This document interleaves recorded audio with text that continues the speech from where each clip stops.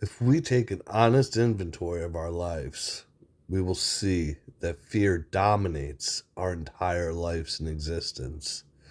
It is the underlining aspect of all negative things in our lives: anger, sadness, jealousy, sloth, and the like. Most people believe that the opposite of fear is faith, but I think the opposite of fear is love, because the only two real aspects of existence are love and fear. Love is the feeling of being connected to all that is, all the other energy outside of ourselves. Love is the word used to describe that feeling.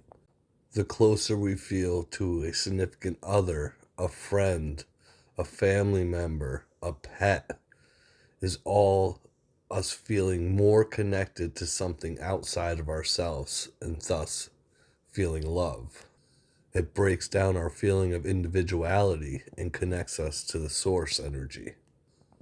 Fear is the feeling of being disconnected from love. The more selfish and self centered we are, the more fear we have. Fear usually boils down to one of two things: fear of not getting what I want, or the fear of losing what I have. But we have to ask ourselves, why do we want the things we want? Why do we strive for money, power, and prestige? Why do we want these things other than it being a vain attempt at seeking connection, wanting others to want us? And how do we go about trying to obtain these things? We work longer hours. We step on the toes of our fellows to get ahead. We isolate and surround ourselves with material things, all things that create disconnection from others and thus disconnection from love.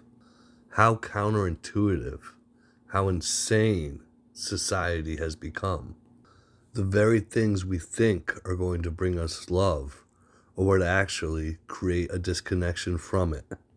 Imagine pushing through the fear, the selfish self-centeredness, the egotism which creates individuality, and instead focus on being other-centered, spending more time with our fellows, practicing selfless acts, and creating connection, thus creating love, cutting out the counterintuitive, insane thought of needing money, power, and prestige.